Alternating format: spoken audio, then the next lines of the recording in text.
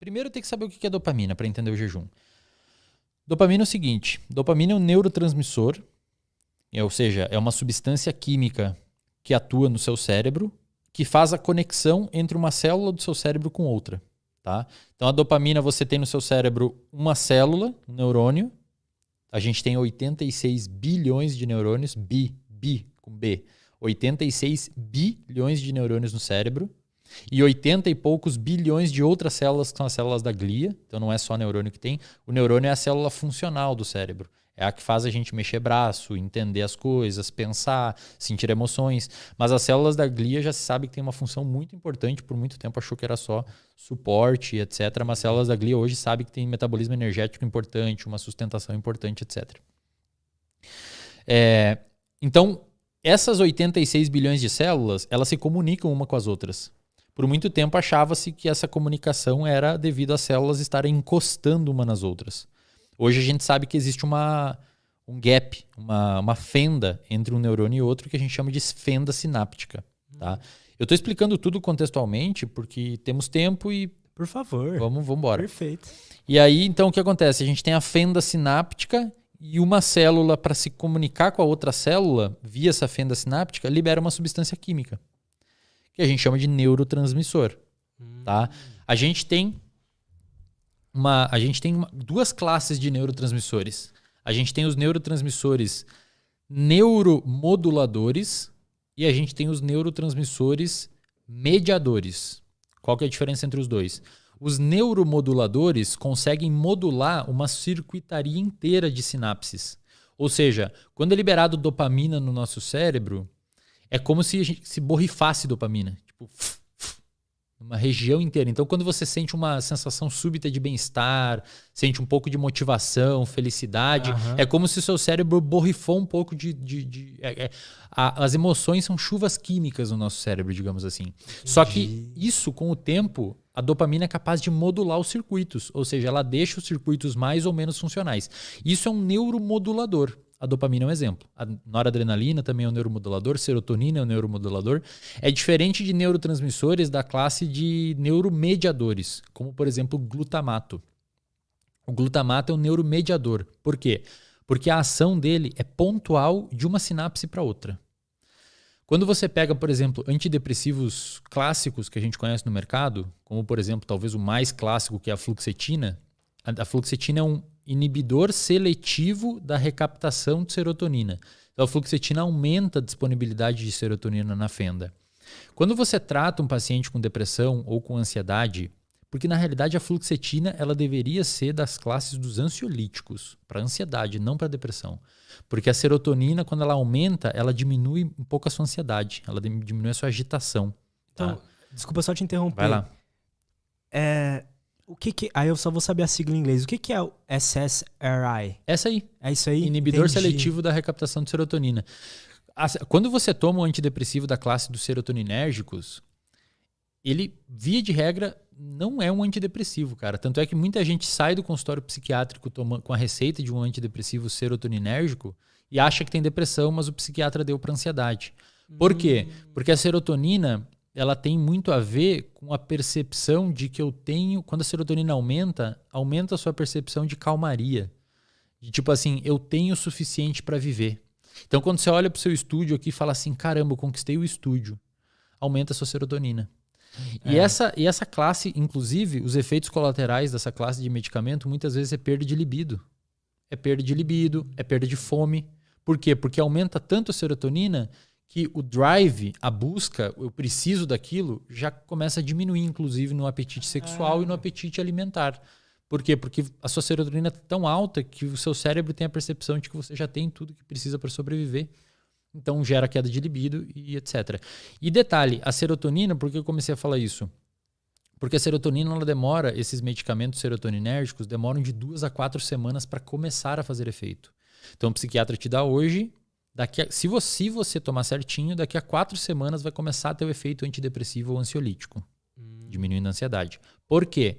Porque a serotonina precisa de um tempo para mexer na circuitaria inteira e remodular a circuitaria do seu cérebro. Por isso que ela é um neuromodulador, a dopamina também. E a gente já vai chegar nos 75 dias. Eu não esqueço das paradas, eu fecho Tranquilo. as pontes. A gente já... o glutamato, que eu falei que é um neuromediador, tem um novo... Isso é muito foda, bicho. Tem um novo antidepressivo que está sendo testado. Eu tenho pacientes que estão na fila para tomar e tenho pacientes que tomaram. Que é um antidepressivo chamado de cetamina, que é usado às vezes como droga de abuso, mas originalmente a cetamina é um anestésico de cavalo, é um anestésico veterinário. E a cetamina, quando ela entra no seu cérebro, ela atua bloqueando um canalzinho um canalzinho onde passa onde o glutamato se liga. O glutamato é um neuromediador, ou seja, ele não precisa modular a circuitaria durante semanas para fazer efeito. O glutamato faz na hora. Então o que acontece com a cetamina como antidepressivo? Resolveram esse problema de esperar 4 semanas. O paciente que toma cetamina, cara, daqui 5, 6 horas já tem melhora dos sintomas. Isso é revolucionário da psiquiatria, cara. Por quê? Porque não está atuando numa classe de neuromodulador, mas está atuando numa classe de neuromediador. Então, pegaram um anestésico veterinário, se descobriu lá em 2000 que doses subanestésicas, doses pequenininhas de cetamina, quando você injeta no paciente com depressão, não causa anestesia, mas por alguma razão o paciente melhora sintomas. 15, 20 anos depois estudando isso, hoje tem no mercado já a opção. Aqui em São Paulo fazem isso. Você vai lá e tem umas infusões de cetamina. Cara, 1, 2 dias você já tem melhora dos sintomas. Cara, que louco. E olha que maneiro. Eu comecei a estudar esse neurotransmissor chamado de dopamina. Por quê? Primeiro porque ele tem essa função modulatória. Tá? Então ele consegue mexer, cara. A dopamina é como se fosse você pegar um plástico e você esquentar ele. Você pode remodelá-lo da forma que você quer. É isso que a dopamina faz no seu cérebro. E ela é um neurotransmissor incrível. É fascinante esse neurotransmissor. Eu cada vez tenho estudado mais, cada vez tenho estado mais interessado, porque ela faz muitas coisas no nosso comportamento. Por muito tempo se achava que a dopamina tinha relação com prazer. Então, por muito tempo, achava-se... Não é totalmente errado essa visão, mas por muito tempo se achava que a dopamina tem relação com prazer, mas na realidade parece que a dopamina tem mais relação com motivação. Então o que acontece? Tem alguns experimentos bem maneiros que fazem o seguinte: você pega um animalzinho de laboratório e você depleta, você destrói neurônios dopaminérgicos desse animal. Esse animal ele é capaz de sentir prazer. Então, se você bota esse animal no ladinho de uma alavanca, onde ele clica na alavanca e vem comida ou vem cocaína intravenosa nele, ele fica clicando na alavanca. Ou seja, mesmo sem dopamina, o animalzinho faz aquele comportamento para obter recompensa. Só que se você movimenta o animalzinho um corpo de distância, literalmente, você movimenta o animal um corpinho dele para o lado, ele já não caminha até a alavanca para clicar a alavanca de novo. Entendi. Então ele não tem a motivação necessária pra chegar lá e sentir o prazer. Ele sente o prazer. Se ele tá aqui, ó, o animalzinho, depletou os neurônios dopaminérgicos, ele pega a comida e come. Ou clica na alavanca para ter a cocaína injetada na veia dele. Só que se você move, é massa os estudos, você pega o animalzinho com a mão, bota ele um corpo de distância da alavanca, ele já não clica mais na alavanca. Cara, que porque a dopamina foda. tem a ver com ele ir até a substância. A dopamina tem a ver com quando você quer buscar um prazer que está fora do seu corpo. Um prazer que está ali na frente, um prazer que está longe. Eu já falei isso em outros lugares, mas vou falar aqui para a galera que não me conhece. Tem um outro experimento muito clássico que determinou esse papel da dopamina na motivação e não necessariamente no prazer, que ampliou ainda um pouquinho mais isso. Tá? E aí agora eu vou entrar no porquê que eu comecei esse desafio de 75 dias. Uhum. Experimento, eles pegaram um macaquinho, ensinaram ele a ficar sentadinho numa cadeira e tal. E eles deram um suquinho de laranja pro macaquinho. É um experimento do grupo do professor Schultz. É um... Cara, hoje no mundo, assim, não sei se ele é vivo ainda, mas é o cara que mais sabe sobre sistema de recompensa e dopamina. Ele tem bons reviews, assim, que ensinam muito bem sobre isso. Ele ensinou o macaquinho a ficar numa cadeira e ele ensinou pro macaquinho que suquinho de laranja, maçã é gostoso. Então, ele primeiro, antes de mais nada, ele abriu a cabeça do macaquinho e botou um eletrodo lá no núcleo accumbens, que é a região do centro de recompensa no cérebro do macaco. E esse eletrodo consegue identificar a atividade neuronal dessa região. Então, quando essa região aumenta a atividade, o eletrodo consegue detectar, significa que o animal está sentindo prazer. Ou que tem aumento de dopamina. Tá? O que ele viu? Ele pegou o macaquinho, deu um suquinho de laranja, um suquinho de maçã, ele viu que explodiu a quantidade de dopamina no cérebro do animal. O animal sentiu prazer. A dopamina também é sobre prazer, mas mais sobre motivação, porque você consegue sentir prazer sem dopamina. Aí ele ensinou o macaquinho que sempre que acender uma luzinha no teto, ele vai receber o suquinho. E ficou registrando na cabeça do macaco quando que aumentava a dopamina na cabeça do macaquinho. Então o que ele viu? Ele viu que quando o macaquinho enxergava que acendeu a luzinha no teto, a dopamina aumentava muito no cérebro dele. Quando ele bebia o suco, já não tinha mais dopamina. Entendi. Ou seja, quando o sinal do prazer chegou, a dopamina subiu. Quando ele sentiu o prazer e recebeu a recompensa, já não tinha tanta dopamina. É tipo o iFood. É tipo o iFood, é tipo aquela pessoa que tá assistindo um filme e vê alguém fumando no filme. Cara, quando você vê o gatilho, a sua dopamina explode. E a dopamina faz você pegar o cigarro e fumar. Quando você fuma o cigarro, talvez nem tenha tanta dopamina. Então a dopamina ela é sobre antecipar a recompensa, não sobre a recompensa em si. O que acontece, cara? A dopamina e o sistema dopaminérgico, de uma maneira geral, foi desenvolvida, à luz da nossa evolução, para viver num ambiente onde não tem tanto sinal dopaminérgico, onde não tem tanta disponibilidade de situações hiperdopaminérgicas como hoje. Que fica te estimulando o tempo inteiro. Exato. Então a dopamina, quando você abre um livro de neurociência clássico, você vai ver que o que eles usam para explicar a motivação? Comportamento de beber água, comportamento de comer, de se alimentar e sexo.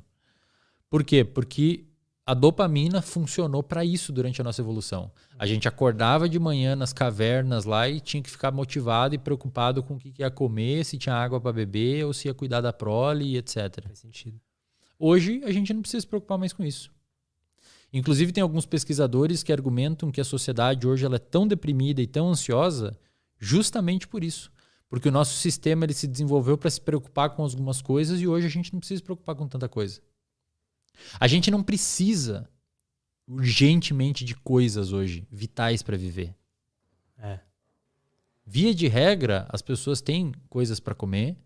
Via de regra, as pessoas têm água para beber e abrigo para dormir. E o sistema dopaminérgico ele foi desenvolvido para você viver num ambiente onde você sempre precisa estar engajado buscando alguma coisa. E hoje, muitas vezes, a gente está em casa no sofá, tem comida na geladeira, tem água ali, os seus pais te ajudam, etc. E você fica, e aí, o que eu faço agora? O que eu faço? Aí o seu sistema de dopaminérgico muitas vezes te joga para quê? Pornô em excesso, videogame, drogas. Por quê? Porque essas coisas, elas jogam muito dopamina pra jogam você, muita né? dopamina. São comportamentos hiperdopaminérgicos. Muito. Os jogos de videogame, por exemplo, são desenvolvidos para liberar muita dopamina. O sexo, a pornografia, naturalmente libera muita dopamina. Aí o que eu comecei a estudar, cara? Eu comecei a perceber que, na realidade, quando a gente fala, por exemplo, de um comportamento adicto, de uma pessoa viciada, uma pessoa dependente química, ela é uma pessoa, se você pegar um estudo de ressonância magnética funcional ou PET scan e olhar o cérebro de um usuário de cocaína enquanto você injeta cocaína nele, você vai ver que a ligação da dopamina com o receptor de dopamina é mais baixa que o cérebro de uma pessoa saudável.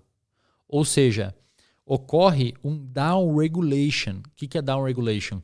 De tanto você bombardear o sistema com dopamina, devido ao uso da droga, ocorre uma adaptação para baixo do seu sistema.